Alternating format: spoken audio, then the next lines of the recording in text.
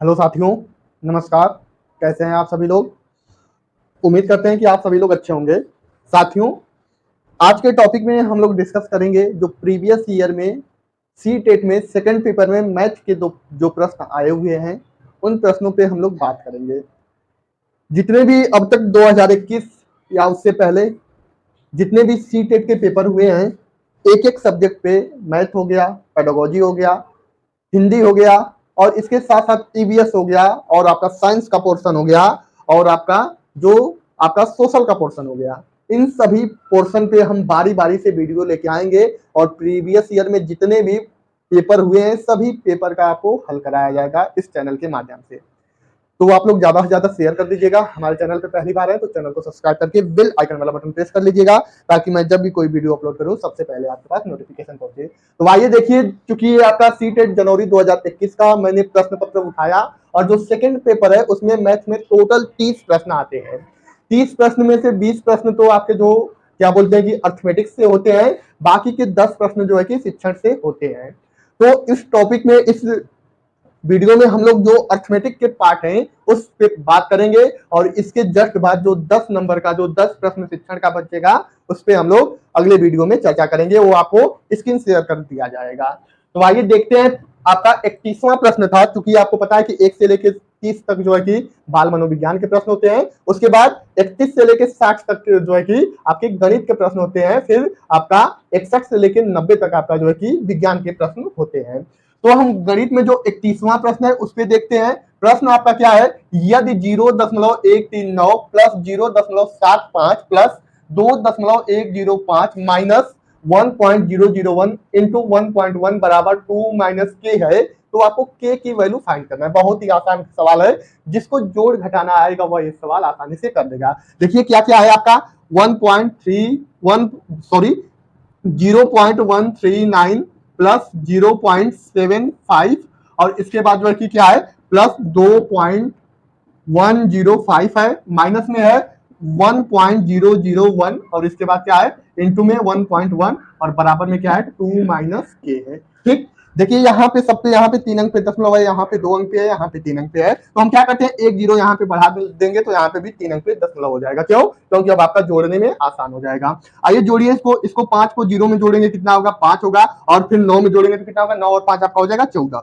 14 को आपको 4 और हासिल कितना हुआ एक आपकी हासिल हो जाएगा। देखिए 0 5 जोड़ेंगे 5 होगा, 5 3 8 और एक हासिल कितना होगा आपका 9 हो जाएगा। फिर इसके बाद 1 और 7 जोड़ेंगे 7 और एक 8 और 8 में आप 1 जोड़ेंगे कितना होगा 9 होगा। फिर इसके बाद देखिए यहाँ पे 0 है, यहाँ पे 0 है, यहाँ पे 2 है, तो यहाँ पे 2 को हम लिख लेंगे क्योंकि सबने 0 जोड़ेंगे 2 में तो आपका 2 ही होगा। तो इसको जोड़ा गया आपका आया 2.994। इसके बाद माइनस में इसका आपस में हम लोग गुणा कर लेते हैं। आइए यहाँ पे हम लोग गुणा कर लेते हैं। क्या है 1.001 और इसके बाद गुणा करना है, किसका गुणा करना है 1.1 का गुणा करना है। देखिए 1 में गुणा करेंगे 1 का 1 में करेंगे 1 होगा, 1 का 0 में करेंगे 0, 1 का 0 में करेंगे 0, 1 का 1 में करेंगे आपका 1 हो जाएगा। फिर 1 का 1 में करेंगे आपका 1 होगा, फिर 0 में करेंगे 0, 0 में करेंगे 0, फिर 1 का 1 में करेंगे आपका 1 हो जाएगा। इसको जोड़ दीजिए 1 1 0 और 1 हो गया। फिर देखिए 1 2 3 4 4 अंक पे आपको दशमलव लगाना है, तो 1 2 3 4 अंक पे दशमलव लगा दीजिए। तो मल्टीप्लाई करने के बाद आपका क्या हो जाएगा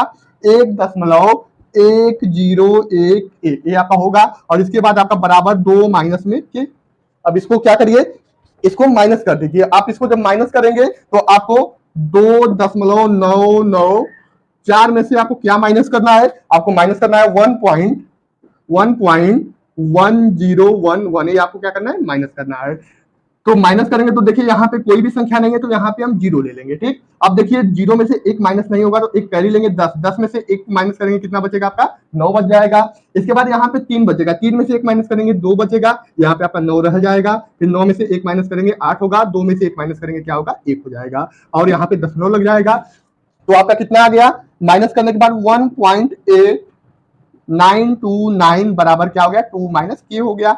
हम क्या करते हैं के को इधर करते हैं और 2 को क्या इसको क्या करते हैं हम उधर कर देते हैं। के को हम जो कि बराबर के इधर करते हैं और इस संख्या को हम बराबर के इधर करते हैं। जब हम के को इधर करेंगे तो ये माइनस इधर आएगा क्या होगा प्लस हो जाएगा। तो ये आपका के बराबर हो जाएगा 2 माइनस 1.8929 ये आपका हो जाएगा। ठीक, अब आपको करना क्या है 2 में से इसको माइनस कर देना है। ये माइनस करते हैं, देखते हैं। देखिए 2 है, 2 के बाद क्या है, क्या माइनस करना है कि 1.8929 आपको माइनस करना है। तो आप क्या करिए, यहाँ पे पॉइंट लगाइए और इसके बाद आप जो है कि 0 लगा दीजिए। ठीक, अब देखिए 0 में से 9 नहीं माइनस होगा तो सब में कैरी लेंगे, तो कैरी लेंगे तो यहाँ पे क्या बचेगा, 10 बचेगा। 10 में से 9 माइनस करेंगे क्या हो जाएगा आपका, 1 हो जाएगा। यहाँ पे बचेगा 9, 9 में से 2 माइनस करेंगे क्या हो जाएगा, 7 हो जाएगा। यहाँ पे क्या बचेगा, यहाँ पे 9 बचेगा, 9 में से 9 माइनस करेंगे 0 हो जाएगा। यहाँ पे क्या बचेगा, यहाँ पे 9 बचेगा, 9 में से 8 माइनस करेंगे 1 होगा। और यहाँ पे 1 बचेगा, 1 में से 1 माइनस करेंगे 0 होगा और आपका दशमलव लग जाएगा। इसका मतलब कि k की वैल्यू कितनी आ गई, k की वैल्यू आ गई 0.1071 आ गई। अर्थात कि कौन सा ऑप्शन सही है, आप लोग मैच कर सकते हैं। 0.1071 आपका ऑप्शन सी सही है। इसका आपका ऑप्शन सी सही है। यदि अभी भी किसी को कोई भी प्रॉब्लम है तो आप लोग कमेंट बॉक्स में कमेंट करके पूछ सकते हैं। और एक प्रश्न जो है कि आपका यदि कैलकुलेशन तगड़ा है तो इस प्रश्न को 1 मिनट आपका समय लेगा, क्योंकि एक कैलकुलेटिव प्रश्न है, 1 से 1.5 मिनट आपका समय ले सकता है। जितना फास्ट कैलकुलेशन करेंगे उतने अच्छे से जो है कि इसको उतने कम समय में सॉल्व करेंगे। तो चलिए इसको वीडियो आप लोग पॉज करके नोट कर लीजिएगा। अब हम चलते हैं अगले प्रश्न की तरफ। प्रश्न नंबर 32 आपके स्क्रीन पे है, मैं इसको इरेज कर रहा हूं, आप लोग जो है कि इसको नोट कर लीजिएगा। देखिए 32वां प्रश्न क्या है कि यदि a बराबर -3/4 और b बराबर 5/6 है, a का मान कितना दिया है, a का मान आपका दे दिया है -3/4 दे दिया है, और b का मान कितना दिया है, b की वैल्यू आपकी दे दिया है 5/6 दे दिया है। तो पूछ रहा है कि निम्न में से कौन सा a और b के बीच स्थित नहीं है, अर्थात कि इसमें से कौन सा इन दोनों के बीच में स्थित नहीं है। हम क्या करते हैं, बटा में इसको पॉइंट में बदल लेते हैं। जब आप पॉइंट में बदलेंगे तो आप 3 में भाग करेंगे तो आप जो है कि इसको 4 से इस 3 में भाग करेंगे तो भाग जाएगी नहीं, तो आपका दशमलव के बाद आपका 0 दशमलव में आएगा। फिर कितनी बार में जाएगा, आपका 4 सत्ते 28, 7 जाएगा, 4 सत्ते 28 होगा, फिर आपका 2 बचेगा और आपका 20 होगा, तो 4 पच्चे कितना हो जाएगा, 20 हो जाएगा, अर्थात कि -0.75 हो जाएगा। और यहाँ पे करेंगे तो यहाँ पे क्या आएगा, 0.6 से काटेंगे तो 6 सत्ते 42 और आपका 6×8 = 48, ये आपका 8 हो जाएगा। और आपका 48 के बाद 49 50, 2 आपका बचेगा तो आपका 20, मतलब कि 36 18, हम इसको लिख सकते हैं 0.83, हम इसको लिख सकते हैं। अब क्या करिए, अब इसमें से देखिए कौन सा इसके बीच में नहीं है। देखिए 0 तो इसके 0.75 और 0.883 इसके बीच में आपका 0 पड़ेगा, तो ये आपका पड़ेगा। अब b की बात करते हैं, इसको 1/2 को हम क्या लिख सकते हैं, इसको लिख सकते हैं -0.5। देखिए 0.5 भी क्या है, इनके बीच में ही पड़ेगा। क्या क्या है कि -0.5 क्या है, इनके बीच में पड़ेगा। ठीक, क्योंकि ये क्या है, -0.5 क्या है, -0.75 से क्या है, बड़ा है। ठीक, अब इसकी बात किया जाए तो इसको भी हम देख सकते हैं, माइनस में आपका कितना आ जाएगा, 5 चौका 20, 0.4, 0.4 भी इनके बीच में पड़ेगा। लेकिन इसकी बात करें तो 7/9, देखिए माइनस इसको क्या लिख सकते हैं, 70। तो 70 को जब 9 में भाग करेंगे तो कितना होगा, आप भाग करिएगा तो 9 छक्का 54, 9 सत्ते 63, 9 सत्ते 63 हो जाएगा, 7 बार में जाएगा। और इसके बाद आपका यहाँ पे क्या बच जाएगा, आपका 7 फिर बच जाएगा, 63 और 7 आपका 70 होता है। फिर 9 से करेंगे तो कितनी बार में जाएगा, आपका पुनः 7 बार में जाएगा, तो माइनस क्या होगा, 0.77 होगा। अब देखिए -0.77 ना इससे बड़ा है और इससे क्या है, इससे बड़ा नहीं छोटा है, सॉरी, क्योंकि माइनस की वैल्यू जितनी बड़ी होगी वो उतनी ही छोटी होती है। तो इससे क्या है, -0.77 क्या है, इससे छोटा है, अर्थात कि इन दोनों के बीच में नहीं है। तो हमारा कौन सा ऑप्शन सही हो जाएगा, इसका आपका option B correct, sorry option D आपका करेक्ट हो जाएगा। चलिए उम्मीद करते हैं कि अभी इस प्रश्न में किसी को कोई प्रॉब्लम नहीं होगी। बस आपको ए और बी का जो है कि पॉइंट में बदल लीजिए और इन सबको पॉइंट में बदल के देख लीजिए कि इसके और इसके बीच में जो रहेगा वो आपका होगा और जो नहीं रहेगा वही आपका नहीं होगा, क्योंकि एग्जाम में पूछा है कि बीच स्थित नहीं है। ठीक, चलिए इसको इरेज करते हैं। अब हम लोग 33वें प्रश्न की तरफ चलते हैं। 33वां प्रश्न आप लोग देख सकते हैं। ठीक है, 33वां प्रश्न आपके स्क्रीन पे, चूंकि अब मैं लिखूंगा नहीं, आपको जो है कि जो सवाल है उसको स्क्रीन पे मैं लगा दिया करूंगा, क्योंकि लिखने में समय ज्यादा जाएगा। जो 33वां सवाल क्या है, 1.7 गुणे 10 के पावर 4। 33वां सवाल है 1.7 गुणे 10 के पावर 4 और आपका दिया है 12.5 गुणे 10 के पावर -6। देखिए जब इनका गुणनफल किया जा रहा है, अर्थात कि जब इनका गुणन किया जा रहा है, आपस में गुणा किया जा रहा है, तो क्या प्राप्त हो रहा है, इनको प्राप्त हो रहा है k गुणे 10 के पावर में, यानी ये आपका प्राप्त हो रहा है। तो हमको यहाँ से फाइंड करना है, क्या फाइंड करना है, 2k प्लस n का मान फाइंड करना है। तो आइए पहले हम क्या करते हैं, इसको सॉल्व करते हैं। जब हम 1.7 गुणे 10 के पावर 4, इसके बाद इनका आपस में गुणा करेंगे तो 12.5 गुणे 10 के पावर -6 बराबर क्या, k गुणे 10 के पावर n। ठीक, ये आपका होगा। देखिए जब 1.7 का 12.5 में आप लोग मल्टीप्लाई करिए, आप लोग मल्टीप्लाई करेंगे तो क्या होगा, आपस में इसको मल्टीप्लाई करके चेक कर सकते हैं। आइए देखते हैं, 12.5 में हम किससे मल्टीप्लाई करेंगे, 1.7 से मल्टीप्लाई करेंगे तो 7 × 5 = 35 को 5 आपका 3 कैरी हो जाएगा, 7 दूना के 14, 14 और 3 आपका 17, 1 हासिल होगा, 7 × 7 = 8 होगा। जब 1 का मल्टीप्लाई करेंगे तो आपका कितना हो जाएगा, 125 हो जाएगा। 5 7 5 12, 8 2 10, 1 11 और 1 1 2, 1 2 2 अंक पे दशमलव लग जाएगा तो 21.25 आएगा। कितना आएगा, 21.25 आएगा। और जब इसका इनका मल्टीप्लाई होगा तो पावर क्या होगा, जुड़ जाएगा, क्योंकि एक प्लस है एक माइनस है तो पावर क्या हो जाएगा, घट जाएगा, -10 के पावर कितना हो जाएगा, 10 के पावर -2 हो जाएगा। ठीक, अब आपका k गुणे 10 के पावर n ये आपका हो जाएगा। क्योंकि अब हम क्या करते हैं, ऑप्शन, चूंकि हमको ऑप्शन दिया हुआ है, ऑप्शन क्या दिया है, पहला ऑप्शन है 2.125, दूसरा ऑप्शन है 1.125, तीसरा ऑप्शन है 2.25 और चौथा ऑप्शन है 3.25।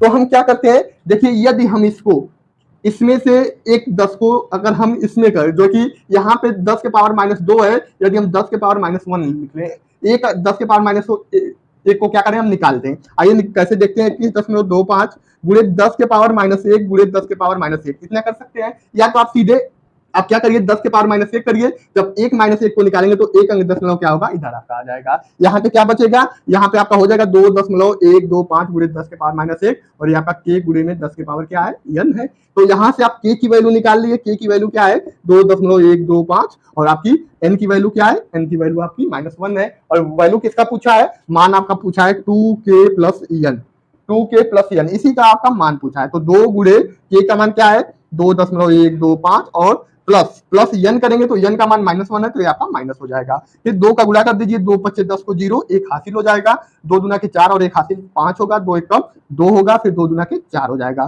4.250 -1 करेंगे तो 4 में से 1 माइनस हो जाएगा, 3.25 आपका ऑप्शन होगा। 3.25 क्या हो जाएगा, आंसर हो जाएगा। अर्थात आपका कौन सा ऑप्शन सही है, इसका आपका ऑप्शन डी करेक्ट हो जाएगा। ठीक, 33वां का ऑप्शन डी आपका करेक्ट हो जाएगा। चलिए इस सवाल को आप लोग नोट कर लीजिएगा, कहीं पे किसी को समस्या है तो आप लोग पूछ सकते हैं बेझिझक। चलिए अब 34वें सवाल की तरफ चलते हैं, इसको इरेज किया जाता है। 34वां सवाल देख सकते हैं आपके स्क्रीन पे, प्रश्न नंबर 34 है। दो संख्याएं 3 संबंधे 5 के अनुपात में है। देखिए दो संख्याएं दी गई है, सपोज करिए कि एक संख्या x है और दूसरी संख्या क्या है, y है। कह रहा है कि दोनों संख्याएं किस अनुपात में है, 3 संबंधे 5 के अनुपात में है, तो 3/5 के अनुपात में है। ठीक, हम इसको क्या मान लेते हैं, एक को 3m मान लेते हैं और दूसरी को क्या मान लेते हैं, 5m मान लेते हैं। फिर कह रहा है कि यदि प्रत्येक संख्या में 12 जोड़ा जाए तो यह अनुपात 5 संबंधे 7 का हो जाता है। इसी संख्या में 12 जब जोड़ दिया जाए, x + 12 बटा में आपका क्या हो जाएगा, y + 12, तो कह रहा है कि ये जो अनुपात हो जाता है वह किस अनुपात में हो जाता है, आपका यह 5 संबंधे 7 के अनुपात में हो जाता है। तो ये क्या हो गया, 5/7 हो गया। ठीक, ये आपका किस अनुपात में हो गया, 5 संबंधे 7 के अनुपात में हो गया। देखिए यहाँ पे 5m/में 7m कर सकते हैं, लेकिन m से m कैंसिल हो जाएगा। फिर आप कहेंगे सर यहाँ पे भी तो आप किए हैं, यहाँ पे इसलिए किए हैं कि हम x का मान 3m लेंगे, y का मान 5m लेंगे और इसमें रख के सॉल्व करेंगे, इसके बाद जो है कि m का मान हम ज्ञात कर लेंगे, इसलिए मैं यहाँ पे लिया हूँ। तो x की जगह पे क्या लिखूंगा, 3m + 12, y की जगह पे हम क्या रखेंगे, 5m + 12 बराबर 5/7 हो जाएगा। क्रॉस मल्टीप्लीकेशन कर दीजिए, 7 का 3 में गुणा करेंगे, 7 × 21 m प्लस 12 का 7 में करेंगे, 5 72, 12 7 कितना होगा, 84 हो जाएगा। फिर बराबर इसका 5 का 5 में करेंगे, 5 × 5 = 25 m और प्लस में 12 × 25 कितना हो जाएगा आपका, 60 हो जाएगा। क्या करिए, 60 को इधर करिए और 21 को इधर करिए। जब 84 में से 60 माइनस करेंगे कितना होगा, 24 होगा और 25 में से 21 माइनस करेंगे 4m होगा। 4 से काटेंगे तो m बराबर कितना होगा, m बराबर आपका हो जाएगा 6 हो जाएगा। जब m का मान 6 हो गया तो जो x का मान है 18 हो जाएगा और y का मान कितना हो जाएगा, y का मान आपका हो जाएगा 5 × 6 = 30 हो जाएगा। और आपके जो प्रश्न में पूछा है x + y की वैल्यू पूछा है, तो x + y का मतलब कि 18 + 30 कितना हो जाएगा, 30 × 10 40 48 हो जाएगा। अर्थात कौन सा ऑप्शन आपका सही है, इसका आपका ऑप्शन तीसरा सही है। कौन था आपका, ऑप्शन तीसरा सही है प्रश्न नंबर 34 का। देखिए बहुत ही आसान सवाल है। ठीक, चलिए आप लोग इसको नोट कर लीजिए। अब हम लोग प्रश्न नंबर 35 की तरफ चलते हैं। इसको मैं इरेज कर रहा हूं। अब 35वां सवाल देख सकते हैं आपके स्क्रीन पे, प्रश्न नंबर 35 है। प्रश्न 35 क्या है कि किसी वस्तु का अंकित मूल्य 840 रुपए है। देखिए कोई एक वस्तु है, उसका अंकित मूल्य क्या है, 840 रुपए। सपोज करिए कि यही मेरा क्या, ये आप मार्कर, ठीक, मार्कर कितने का है, 840 रुपए का इस पे लिखा हुआ है। तो इसका अंकित मूल्य क्या है, 840 रुपया है। फिर इसके बाद एक दुकानदार इस वस्तु को अंकित मूल्य पर 15% की छूट देकर बेचता है। फिर मैं क्या करूं, इसको इस जो इस पे मूल्य अंकित है इससे 15% का क्या कर दूं, छूट करके बेचूं। तो जो अंकित मूल्य है इससे कम में मैं इसका मतलब कि बेचूंगा। छूट का मतलब यही होगा। तो 15% की छूट किया जा रहा है, तो 15% की छूट के लिए हम क्या करेंगे, हम 85/100, 85/100 से क्या करेंगे, मल्टीप्लाई करेंगे। जब 85/100 से मल्टीप्लाई करेंगे तो क्या होगा, 840 से कम आपकी वैल्यू आएगी। तो हम क्या कर दिए, इसको 15% इसमें छूट दे दिए। तो 85 बटा क्या हो गया, 100 हो गया। फिर इसमें कह रहा है कि और फिर भी उसे 19% का लाभ होता है। देखिए मैं 15% का छूट लिया हूं, लेकिन 15% का छूट लेने के बाद भी हमको क्या होता है, 19% का लाभ होता है। जब हमको 19% का लाभ होता है, इसका मतलब कि जो मार्कर की कीमत थी इस वैल्यू से भी कम थी, तभी तो हमको लाभ हुआ। तो 19% के लाभ के लिए हम क्या करते हैं, 119/100, क्योंकि 119/100 करेंगे तो क्या होगा, इस वैल्यू से हमको ज्यादा वैल्यू प्राप्त होगी। लेकिन हमको प्राप्त क्या करना है, कम वैल्यू प्राप्त करनी है। क्योंकि कम वैल्यू प्राप्त करनी है तो हम क्या करेंगे, 100/119 से इसमें मल्टीप्लाई कर देंगे। जब मल्टीप्लाई करेंगे 100/119 से, तो आप देख सकते हैं 100 से 100 क्या होगा, कैंसिल हो जाएगा। फिर अब देखिए इसको काटिए, देखिए कट जाना चाहिए। आपका क्या बच गया, यहाँ पे 840 बच गया, और आपका 85 और बटा में कितना बच गया, आपका 119। 840 गुणे 85 बटा में क्या बच गया, आपका 119 बच गया। देखिए इसका जब मल्टीप्लाई करेंगे तो आपका हो जाएगा 71400, अर्थात कि 71,400 हो जाएगा। और 71,400 बटा में क्या होगा, 119, और 119 छक्का कितना होता है, 714 हो जाएगा। ठीक, तो हम क्या करेंगे, ये आपका पूरा पूरा कितनी बार में कटेगा, 600 बार में कट जाएगा। तो इसका मतलब जो यह मेरा मार्कर है वह कितने रुपए का था, ये आपका 600 रुपए का था। तो कौन सा आपका ऑप्शन सही होगा इस प्रश्न का, आपका ऑप्शन नंबर सी आपका, अर्थात कि तीसरा ऑप्शन आपका सही हो जाएगा। उम्मीद करते हैं कि ये सवाल सबको समझ में आया होगा। बहुत ही आसान सवाल है और बहुत ही प्यारा सवाल है, ऐसे प्रश्न एग्जाम में आते हैं। चलिए इसको इरेज कर रहे हैं, अब प्रश्न नंबर 36 की तरफ चल रहे हैं। प्रश्न नंबर 36 आप लोग देख सकते हैं आपके स्क्रीन पे, प्रश्न नंबर 36 है। 36वां प्रश्न है, यदि 5x - 7/3 5x - 7/3 plus 2 equal to 4x - 3/4 equal to 4x - 3/4 plus आपका 4x, इतना आपका दिया गया है। और आपका पूछा क्या है, 8x + 5, 8x + 5 इसकी वैल्यू आपसे पूछी गई है।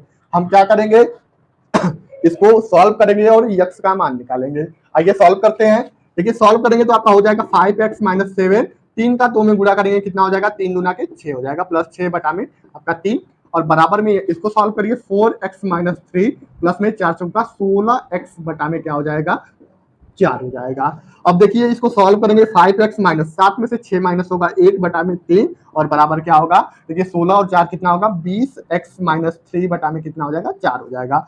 अब आप क्रॉस मल्टीप्लीकेशन कर दीजिए, 4 का इसमें गुणा करेंगे कितना होगा, 4 × 5 = 20x माइनस 4 का 1 में गुणा करेंगे 4 × 4 बराबर 3 का इस 40 में गुणा करेंगे कितना होगा, सॉरी 16 और 4 कितना होगा, ये आपका 20 होगा।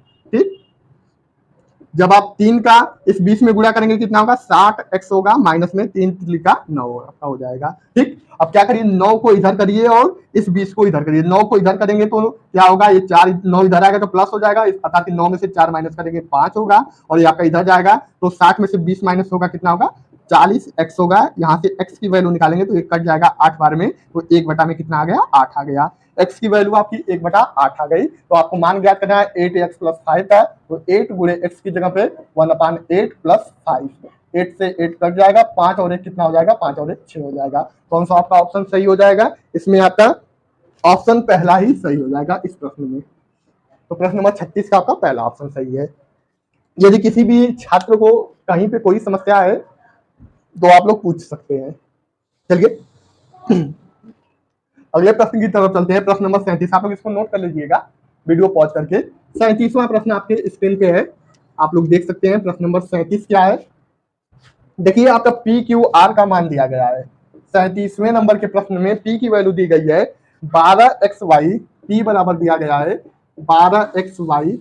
देखिए हम डायरेक्ट इसको सॉल्व करते हैं। आपका मान क्या ज्ञात करना है, मान ज्ञात करना है P plus Q minus R, इसी का आपको मान ज्ञात करना है। ठीक, पी की वैल्यू क्या है, पी की वैल्यू है आपकी 12xy plus sorry minus 10y square minus 18, 10y square minus 18x square. इसके बाद प्लस क्यू की वैल्यू क्या दी गई है, क्यू की वैल्यू आपकी दी गई है 14x square plus 12y square, 14x square plus 12y square. इसके बाद आपका plus 9x square plus 9x sorry x square नहीं एक्स वाई है।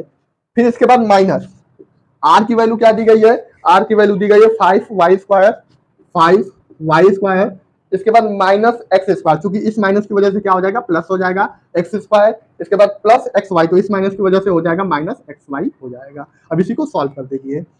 देखिए यहाँ पे एक्स वाई है, यहाँ पे एक्स वाई है और कहाँ पे यहाँ पे एक्स वाई है। ठीक, तो आप देख और कहीं तो एक्स वाई आपको दिख नहीं रहा है, तो इसको क्या करिए आपस में जोड़िए। 12 और इसमें से देखिए 9 में से एक माइनस करेंगे तो 8 होगा और 12 में जोड़ेंगे तो कितना होगा 20xy हो जाएगा। तो अब मेरा xy क्लियर हो गया।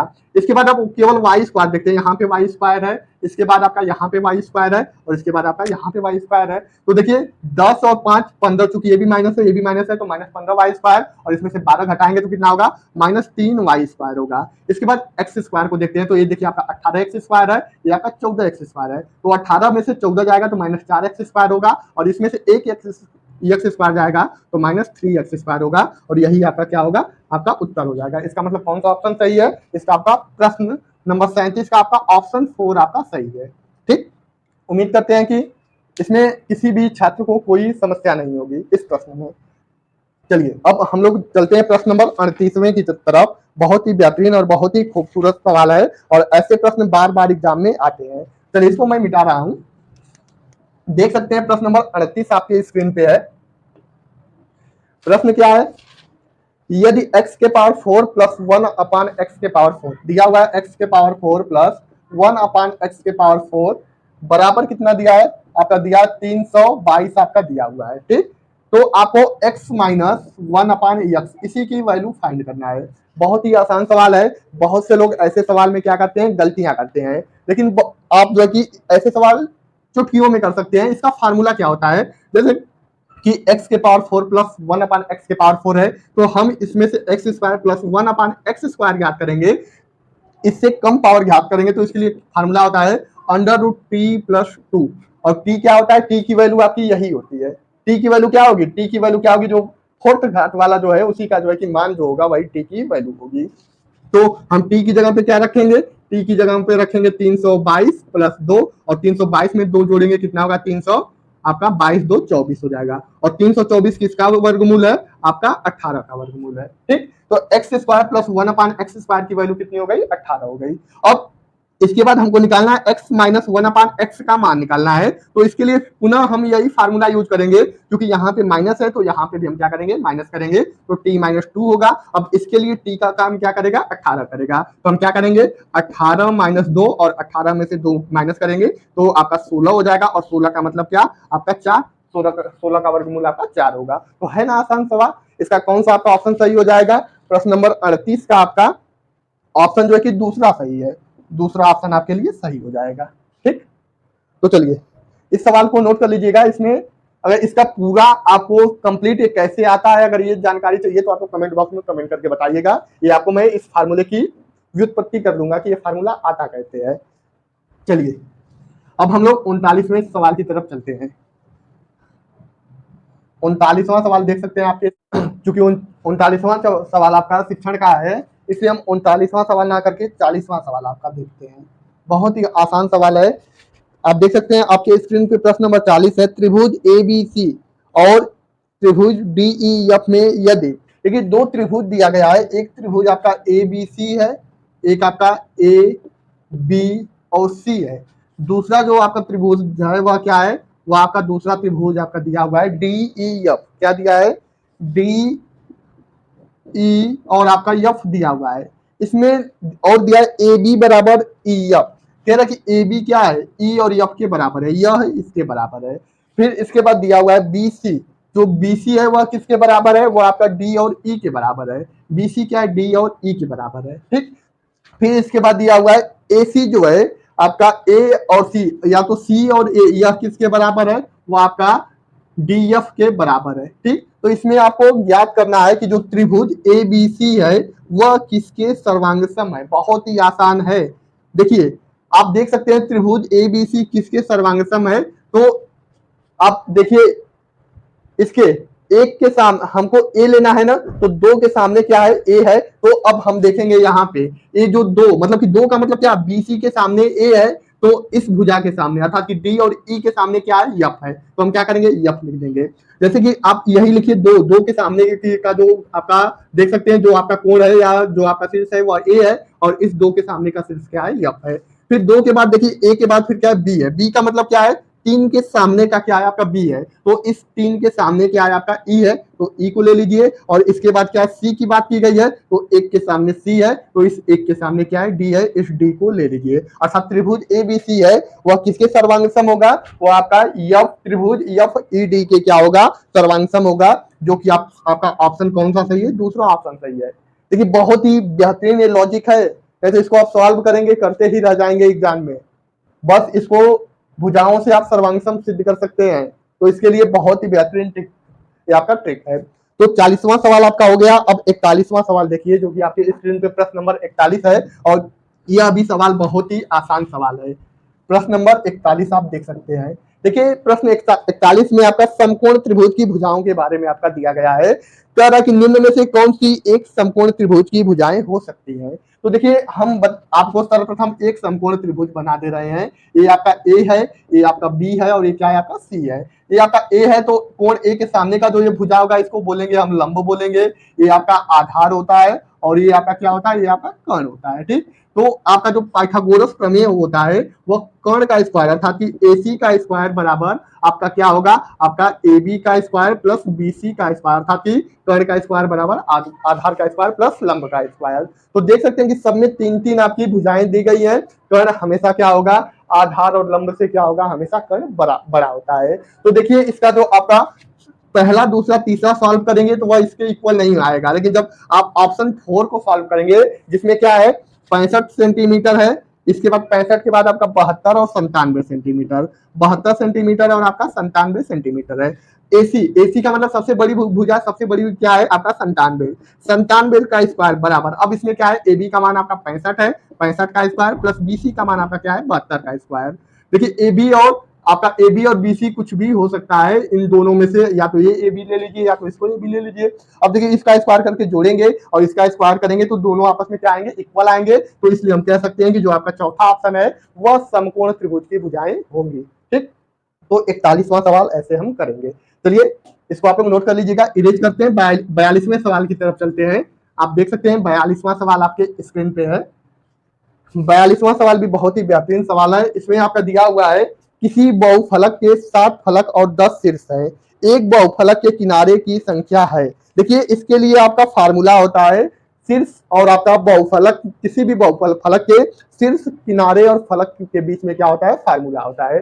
फार्मूला क्या होता है, शीर्ष माइनस किनारे प्लस फलक बराबर क्या होता है 2। ये आपका क्या होता है, फार्मूला होता है किसी भी बहुफलक के शीर्ष किनारों और फलक के बीच में ये आपका फार्मूला होता है। ठीक, आपका शीर्ष कितना दिया है, शीर्ष आपका 10 दिया हुआ है। आपका किनारा ज्ञात करना है तो किनारा की जगह किनारा ही रहने देते हैं। और आपका फलक कितना दिया है, फलक आपका 7 दिया है, बराबर कितना हो जाएगा 2 हो जाएगा। आपका फलक कितना दिया है, 7 दिया है। अब देखिए 10 और 7 को जोड़ेंगे कितना होगा, 17 माइनस किनारा बराबर कितना होगा आपका 2 होगा। हम क्या करते हैं, किनारा चूंकि माइनस में किनारे तो इसको इधर करते हैं और 2 को इधर करते हैं, तो 17 माइनस 2 बराबर क्या होगा, किनारे हो जाएंगे। ठीक, ये आपके किनारे हैं, तो किनारों की संख्या कितनी आएगी, किनारों की संख्या आपको निकालना है तो 17 में से 2 माइनस कर दीजिए, तो इसमें कितने किनारे आएंगे, आपके 15 किनारे आएंगे। ये आप लोग फार्मूला कहीं नोट करके नोट कर लीजिएगा, क्योंकि इसके प्रश्न एग्जाम में बने हुए हैं।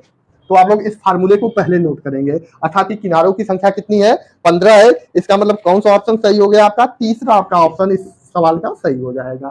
ठीक, चलिए अगले प्रश्न की तरफ चलते हैं। 43वां प्रश्न जो कि बहुत ही इंपॉर्टेंट प्रश्न है, आप लोग देख सकते हैं आपके स्क्रीन पे जो कि 43वां सवाल है, उस सवाल को एक बार आप लोग पढ़ें। देखिए 43वां प्रश्न क्या दिया हुआ है आपका, 43वां प्रश्न है कि त्रिभुज ABC, एक आपका त्रिभुज है, पहले हम क्या करते हैं, त्रिभुज को बना लेते हैं। ये आपका त्रिभुज है, ये आपका A है, ये आपका B है और ये आपका क्या है, C है।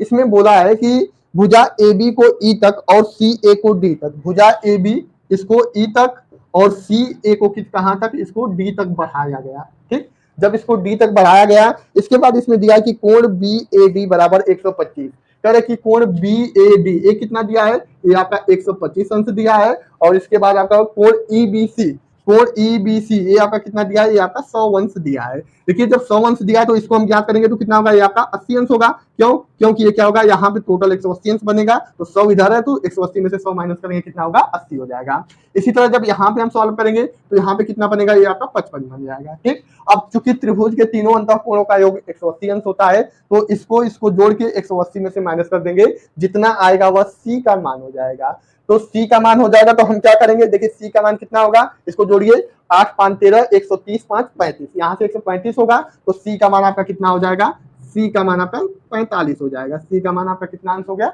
45 अंश हो गया। देखिए 5 5 10 और आपका 5 4 9 1 10 और 100 हो गया, और 80 180 हो जाएगा। अब देखिए आप ऑप्शन आप पढ़िए, ऑप्शन पहला क्या दिया है, कह रहा कि त्रिभुज ABC समद्विबाहु त्रिभुज है। कह रहा कि जो त्रिभुज ABC है क्या वह समद्विबाहु त्रिभुज है, और समद्विबाहु त्रिभुज की कंडीशन क्या होती है कि उसके दो कोण बराबर होने चाहिए। तीनों कोण क्या है, अलग अलग हैं, तो पहला वाला ऑप्शन क्या है आपका, गलत है। दूसरा ऑप्शन देखते हैं, दूसरा ऑप्शन क्या दिया है, कह रहे कि AB is greater than BC, क्या दिया है, AB is greater than BC। आप देख सकते हैं कि 45 के सामने, 45 अंश के सामने की भुजा क्या है, B और C है, और आपका जो है कि इसके बाद 55 अंश के सामने की भुजा क्या है आपका, 45 अंश के सामने की भुजा क्या है, B और A, अर्थात कि AB है, और आपका 55 अंश के सामने की भुजा क्या है, आपका BC है। क्योंकि बड़े कोण के सामने की भुजा बड़ी होगी और छोटे कोण के सामने की भुजा क्या होगी, छोटी होगी। तो AB is greater than BC होगा, ना कि AB क्या होगा, BC से छोटा होगा। लेकिन यहाँ पे क्या दिया है, AB BC से क्या है, बड़ा है, तो AB आपका नहीं होगा। ठीक, फिर तीसरा ऑप्शन को इसी देख लेते हैं। तीसरा आपका ऑप्शन क्या दिया है, तीसरा ऑप्शन है त्रिभुज कोण ABC और कोण ACB का अंतर 35 है। कोण ABC और माइनस कोण क्या दिया है, फिर इसके बाद ABC के बाद आपका दिया है ACB, इनका अंतर हमको निकालना है। अंतर यदि 35 आ जाएगा तो ये आपका सही होगा। ABC का मान क्या है, ABC अर्थात कि 80, और आपका ACB का मतलब 45। 80 में से 45 माइनस करेंगे, कितना होगा, 35 होगा। इसका मतलब कि यही वाला हमारा क्या है, तीसरा वाला ही ऑप्शन सही हो जाएगा। पहला वाला भी ऑप्शन गलत था, दूसरा भी गलत था, इसमें आपका तीसरा ऑप्शन सही हो जाएगा। चौथा ऑप्शन उसी तरह आपका गलत है, इसको भी आप लोग काट के देख सकते हैं। ठीक, उम्मीद करते हैं इस वाले सवाल में किसी को कोई समस्या नहीं होगी। चलिए 44वें प्रश्न की तरफ चलते हैं। प्रश्न नंबर 44 आपके स्क्रीन पे है, बहुत ही बेहतरीन सवाल है, आप लोग देख सकते हैं। और ऐसे सवाल 100% कह रहे हैं कि यहाँ से अगर जो पढ़ लिया इस टॉपिक पे, कम से कम 3-4 सवाल तो यहीं से आपको ऐसे ही एग्जाम में दिख जाएंगे, एकदम पूरा 100% कह रहा हूँ। 44वां प्रश्न देखते हैं। 44वां प्रश्न है समलंब PQRS। हम क्या करते हैं, सर्वप्रथम एक समलंब बनाते हैं। समलंब में क्या होता है कि आमने सामने की भुजाएं क्या होती हैं, समांतर होती हैं। तो ये हमारा क्या हो गया, एक आपका समलंब हो गया। ठीक, इसमें P Q और R S है, इसका नाम भी दे देते हैं। ये आपका P है, ये आपका Q है, और ये आपका क्या है, R है, और ये आपका क्या है, S है। फिर इसमें कहा है कि PQ और SR आपस में क्या है, पैरेलल है। तो ये बिल्कुल आपका सही है कि दोनों क्या होते हैं, समांतर होते हैं। इसके बाद दिया है PQ तथा SR का अनुपात 3:2 है।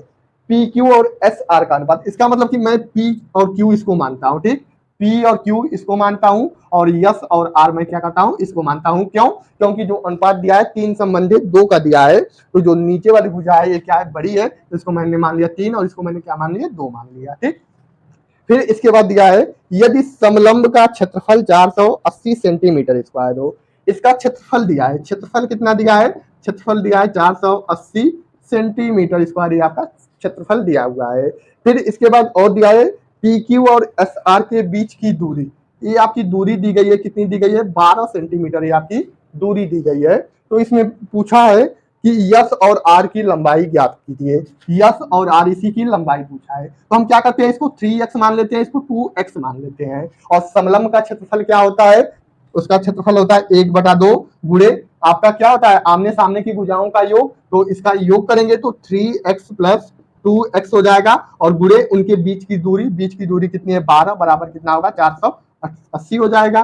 ठीक, अब देखिए 12 से काटेंगे तो कितनी बार में कटेगा, 12 48, 12 चौका 48, 4 बार में कट जाएगा, इसका मतलब ये 40 बार में कट गया। तो इसको 3 और 2 कितना होगा, 3 और 2 आपका 5x और अपान में क्या होगा 2, और 2 का जब इधर मल्टीप्लाई किया जाएगा तो कितना होगा, 40 दूना के आपका 80 हो जाएगा, या तो इसको 40 गुणे 2 ही रहने दीजिए और इसको 5 से काट दीजिए, कितनी बार में कटेगा, 5/40 होगा और 8 का 2 में गुणा करेंगे तो x बराबर कितना हो गया, 16 हो गया। जब x का मान 16 हो गया तो r और s के बीच की दूरी ज्ञात करनी है, तो 2x है और x की जगह पे 16 रखेंगे तो 16 गुना के कितना होगा, 32 सेंटीमीटर r और s के बीच की दूरी हो जाएगी। कितनी हो जाएगी, 32 सेंटीमीटर। तो आपका दूसरा वाला ऑप्शन इसका सही हो जाएगा।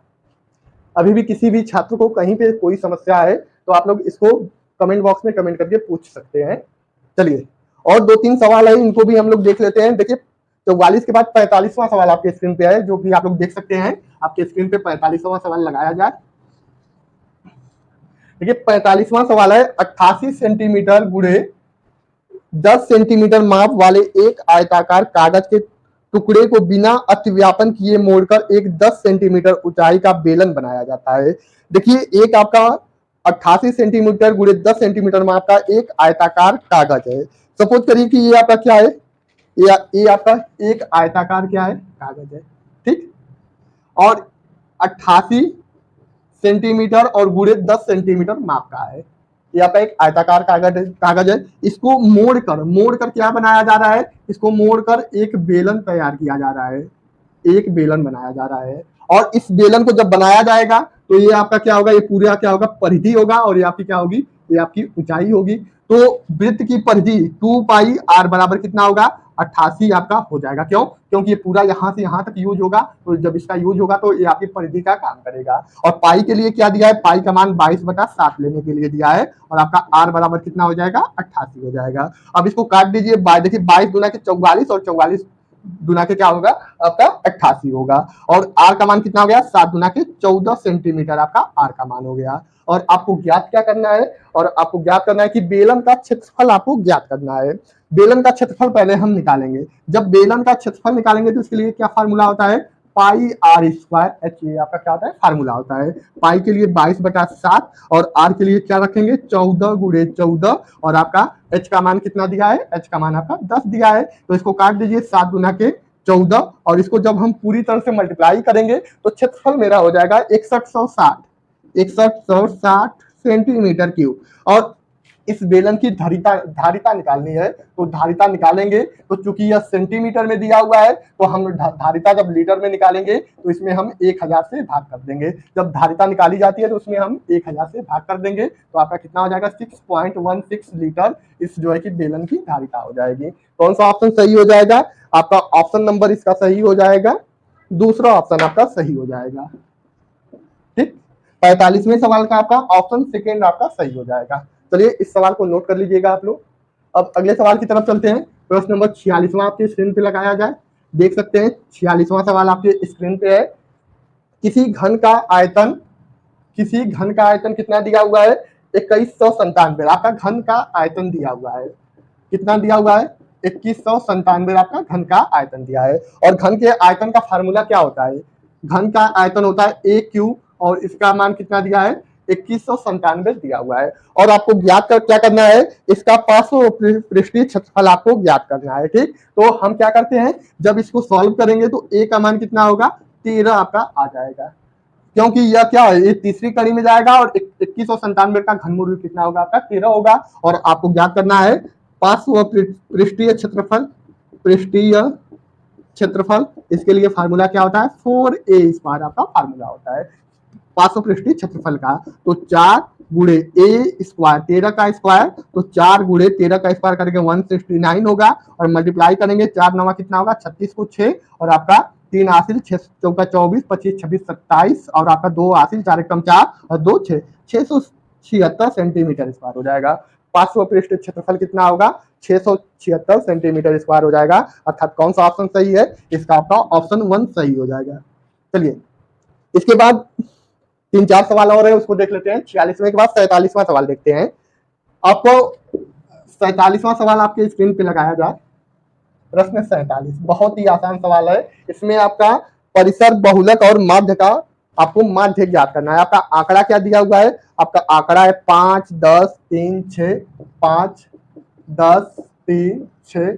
इसके बाद आपका दिया है 4 8 9 3 4 8 9 3। इसके बाद 15 2 9 4 15 2 9 4। इसके बाद आपका दिया हुआ है 15 2 9 4 के बाद 19 11 4 19 11 4। हम क्या करेंगे, सर्वप्रथम इसको आरोही या अवरोही क्रम में बदलेंगे। जब बदलेंगे तो सबसे छोटा क्या है 2। देखिए 2 कहाँ पे है, 2 यहाँ पे है, तो यहाँ पे 2 लिखिए। ठीक, 2 के बाद क्या है 3 है, 3 यहाँ पे है। इसके बाद 3 कहाँ पे है, यहाँ पे है। 3 2 बार है और इसके बाद और कहीं नहीं 3 है। फिर इसके बाद 4 4 कहाँ पे है, यहाँ पे है। इसके बाद यहाँ पे है और यहाँ पे 4, इसका मतलब कि 3 बार है। 4 के बाद अब देखिए आपका 5 5 बस यहीं पे है। ठीक, 5 के बाद अब क्या है, 5 के बाद आप देख सकते हैं 6 है। 6 भी कितनी बार है, 1 बार है। इसके बाद 6 कहीं है, 6 अब आपको कहीं नहीं दिख रहा है। फिर आपका 7 कहीं दिख रहा है, 7 नहीं दिख रहा है। 8 दिख रहा है, 8 कितनी बार है, 1 बार है। और 9 कितनी बार है, 9 आपका 2 बार है। 8 1 बार है, 9 कितनी बार है, 2 बार है। फिर 9 के बाद आपका क्या दिख रहा है, 10 दिख रहा है। 10 के बाद आपका 11 दिख रहा है। 11 के बाद आपका क्या दिख रहा है, 15 दिख रहा है। और 15 के बाद सीधे क्या दिख रहा है, 19 दिख रहा है। देख लीजिए 15 है कि नहीं। 1 2 3 4 5 6 7 8 9 10 11 12 13 14 15 है। इसमें सर्वप्रथम हम क्या करेंगे, इसका हमको परिसर निकालना है। तो परिसर के लिए क्या फार्मूला होता है, अधिकतम मान माइनस न्यूनतम मान, ये आपका परिसर के लिए फार्मूला होता है। तो अधिकतम 19 है और न्यूनतम 2 है, तो 19 में से 2 जाएगा 17 होगा। फिर इसके बाद क्या निकालना है, आपका बहुलक निकालना है। तो बहुलक क्या होता है, जो संख्या सबसे अधिक बार आई हुई होती है वही आपका क्या होता है, बहुलक होता है। तो 4 3 बार आया है तो हमारा क्या हो जाएगा, 4 बहुलक हो जाएगा। फिर हमको क्या निकालना है, माध्यिका निकालनी है। जब माध्यिका निकालेंगे तो टोटल कितनी संख्या है, 15 संख्या है। यह एक आपका विषम नंबर है। तो आपका फार्मूला क्या होता है, n+1 बटा में 2वां पद आपका क्या होता है, फार्मूला होता है। ठीक, तो n का मान क्या है 15 + 1 बटा में 2 और 15 + 1 मतलब कि 15 1 16, 16 बटा में 2 का मतलब क्या हो गया 8वां पद। और 8वां पद क्या है, आप देख सकते हैं 1 2 3 4 5 6 7 8, अर्थात कि आपका 6 है।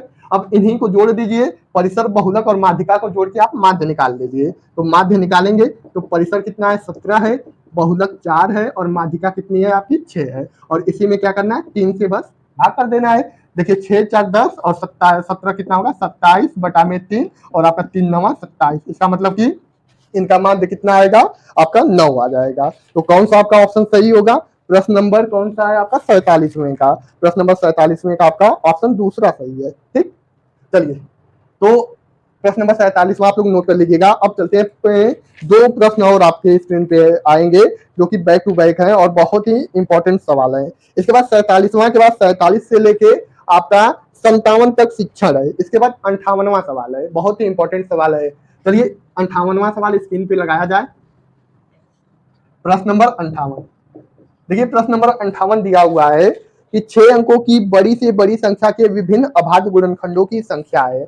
हमको क्या करना है, 6 अंकों की सबसे बड़ी से बड़ी संख्या पहले लिखना है। हम क्या करेंगे, 6 अंक की सबसे बड़ी से बड़ी संख्या क्या होती है, इसका मतलब कि हम क्या करेंगे 6 बार आपका 9 लिख देंगे, वही क्या हो जाएगी 6 अंकों की सबसे बड़ी से बड़ी संख्या हो जाएगी। अब देखिए आप इसको क्या करिए, इसको काटिए पहले।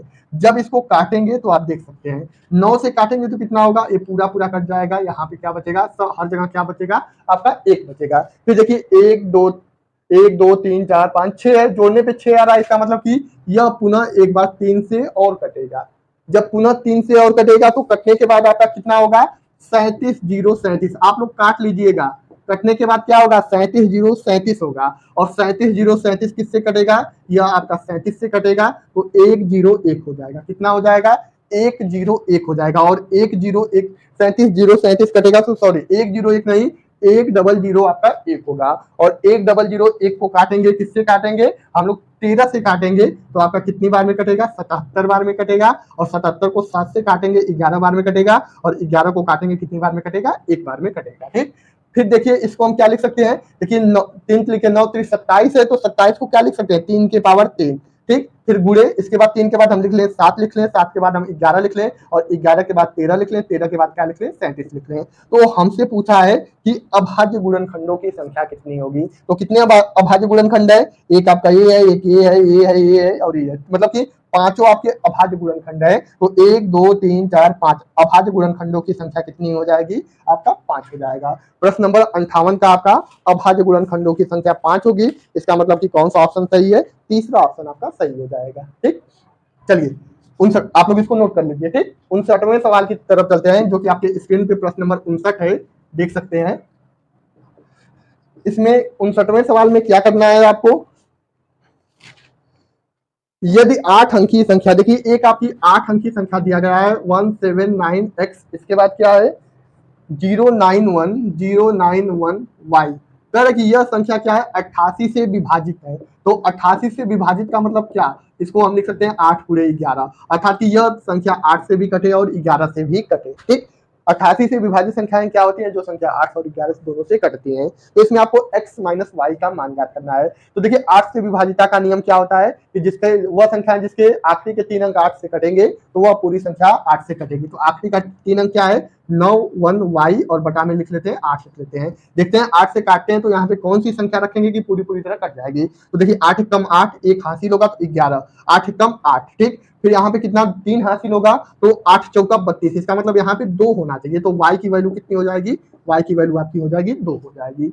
अब हमको y की वैल्यू प्राप्त हो गई, तो 179x091, और y की जगह पे क्या रखेंगे, 2 रखेंगे। अब हम देखेंगे 11 से विभाज्य है कि नहीं, और 11 से विभाज्य का नियम क्या होता है, सम संख्याओं के स्थान का योग माइनस विषम संख्याओं के स्थान का योग, यदि या तो 0 हो या तो 11 से विभाज्य हो, तो वह संख्या क्या होगी, 11 से विभाज्य होगी। तो आइए विषम संख्या देखते हैं, 2 है, 9 है, इसके बाद x है, फिर इसके बाद 7 है। देखिए सम स्थान देखते हैं, तो 1 0, फिर आपका 9, फिर आपका क्या है 1 है। तो हम इसको जोड़ते हैं, 9 और 2 आपका 11, और 11 और 7 कितना होगा आपका 18, और प्लस में क्या होगा x हो जाएगा, फिर माइनस। अब देखिए इसके बाद इसको जोड़िए, 1 में 0 जोड़ेंगे क्या होगा 1 होगा, और 9 जोड़ेंगे 9 1 10, और 1 कितना होगा 11 हो जाएगा। ठीक, अब 18 और 11 को आपस में क्या करेंगे, माइनस करेंगे, तो कितना बचेगा 7 प्लस x होगा। इसका मतलब x की जगह पे क्या रखें कि 11 हो जाए, तो आप x की जगह पे 4 रखेंगे, तो 7 4 क्या होगा 11 हो जाएगा। इसका मतलब x की वैल्यू कितना मिल गई आपको, 4 मिल गई। जब x की वैल्यू 4 मिल गई और y की वैल्यू 2 मिल गई, तो x माइनस वाई बराबर 4 माइनस 2, और अर्थात कितना आएगा, x माइनस वाई का मान आपका आएगा 2 आएगा। ठीक, उम्मीद करते हैं कि सबको ये वाला सवाल क्लियर होगा। x माइनस वाई का मान कितना आ गया आपका 2, अर्थात आपका ऑप्शन 2 सही है। चलिए तो इस वीडियो का आखिरी प्रश्न देख लेते हैं, एक प्रश्न और है, और इस प्रश्न को आप लोग स्वयं करेंगे, मैं बस बता दे रहा हूँ, बस थोड़ा सा बता दे रहा हूँ, आप लोग स्वयं इस प्रश्न को करेंगे। 60वां प्रश्न आपके स्क्रीन पे है। देखिए ए बी सी 3 राशियां दी गई है। ए का मान क्या है, 11/13 है, बी का मान कितना है 13/14 है, और इसके बाद सी का मान कितना है, सी का मान आपका 15/17 है। इसमें आपको क्या करना है कि निम्न में कौन सा सत्य है आपको बताना है। तो इसमें देखेंगे सबसे छोटा कौन है, फिर उससे छोटा कौन है, फिर उससे छोटा कौन है, या तो फिर हम सबसे बड़ा भी चेक करेंगे। तो देखिए 11/13 की हम बात करें, ये आपका 11/13 है, ये आपका 13/14, ये आपका क्या है 15/17 है। इसको आप क्या करिए बारी बारी डिवाइड कर लीजिए। ठीक, देखिए 11/13 को आप डिवाइड करेंगे, तो मैं डायरेक्ट लिख दे रहा हूँ, तो इसको डिवाइड करेंगे तो 0.84 आएगा। ठीक, फिर इसके बाद 13/14 को जब आप डिवाइड करेंगे तो कितना आएगा 0.92 आएगा, और 15/17 को आप जब 15 में 17 से डिवाइड करेंगे तो 0.88 आएगा। इसका मतलब क्या हुआ, 0.84 के बाद कौन सी संख्या बड़ी है, 0.88 बड़ा है, इसके बाद सबसे बड़ी क्या है 0.92 है। तो इसका मतलब 0.0 आपका 8 4 है, 4 4 नहीं है, तो ये आपका 11/13 हो गया, और ये आपका कितना हो गया 15/17 हो गया, और इसके बाद आपका क्या आएगा, सबसे बड़ा आपका कौन सा है 13/14 है। ठीक, तो कौन सा आपका ऑप्शन सही हो जाएगा, इसका आपका ऑप्शन तीसरा आपका ऑप्शन सही हो जाएगा। 11/13, 15/17 और 13/14 आपका सही हो जाएगा। तो चलिए आज के वीडियो में हम लोग इतना ही, अब मिलेंगे अगले वीडियो में। तब तक आप लोग वीडियो को ज्यादा से ज्यादा शेयर कर दीजिएगा। चलिए मिलते हैं कल। ओके, धन्यवाद, थैंक्स फॉर वॉचिंग।